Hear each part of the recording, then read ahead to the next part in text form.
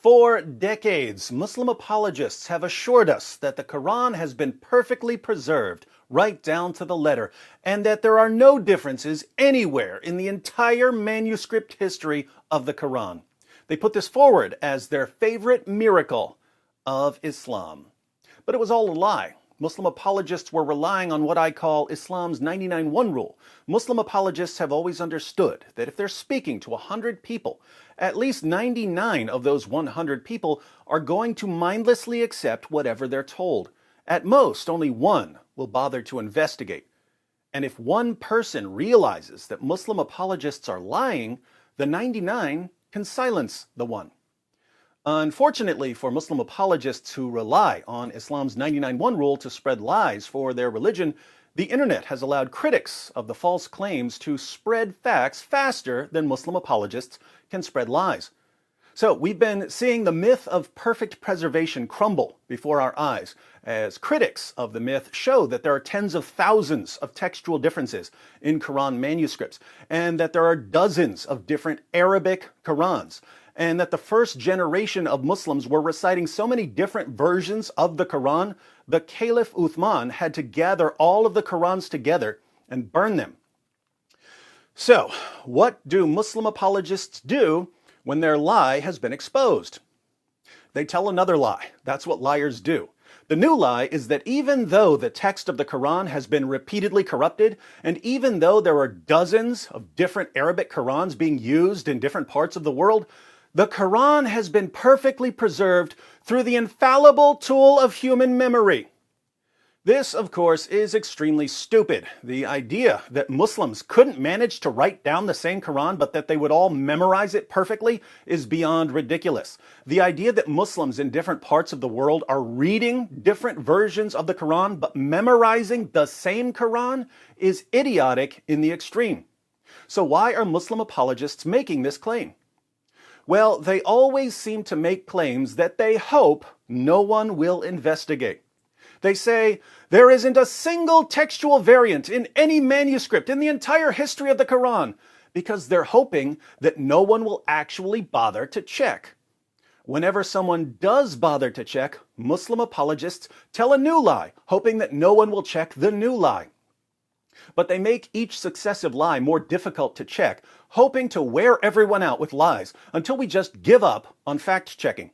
So they'll keep telling the lie of perfect memory until someone gets so fed up with it that he goes to different parts of the world and records Muslims reciting their different Qurans in different ways, proving that Muslims are even memorizing different Qurans. In the meantime, however, I wanted to point out a problem with the latest lie of Muslim apologists. It's a problem that goes all the way back to Muhammad's companions. How many Muslims in the world today have memorized the entire Quran? Millions? Of course not. Thousands? Not even thousands. Hundreds?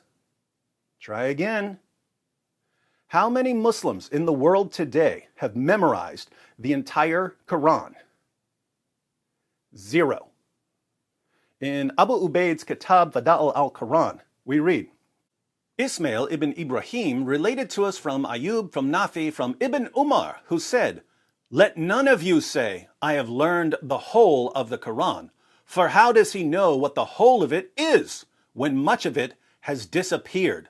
Let him rather say, I have learned what is extant thereof.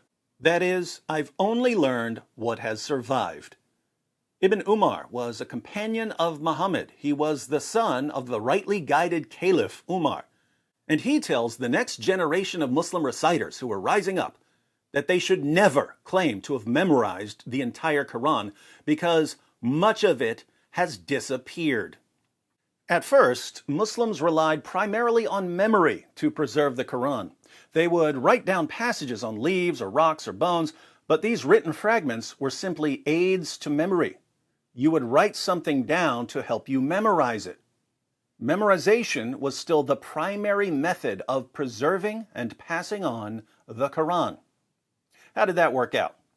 It was a disaster. Entire chapters of the Quran were lost because Muhammad's companions were too lazy to recite them.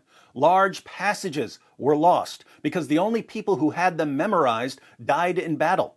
Muslims would recite verses differently because they had memorized them differently, and they would accuse each other of changing the revelations.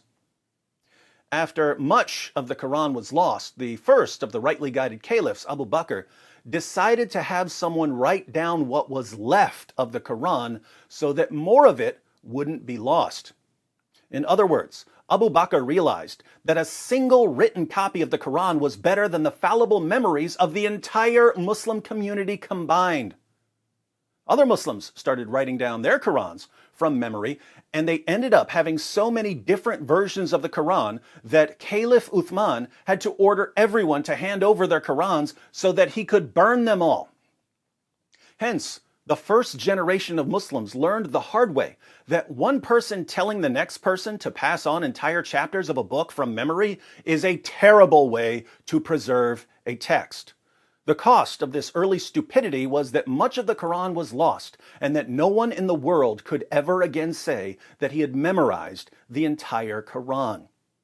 So, when a Muslim apologist tells you that the textual differences in various Quran versions and Quran manuscripts don't matter because so many Muslims have memorized the entire Quran, you should quickly reply that no Muslim has memorized the entire Quran because no Muslim even knows what the entire Quran is. Why does no Muslim know what the entire Quran is?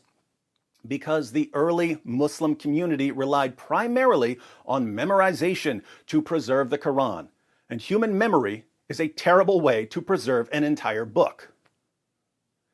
Myths are being shattered, my friends. Lies are being exposed. So, if your ideology relies on myths and lies to prop it up, welcome to Panic Town. Population, you.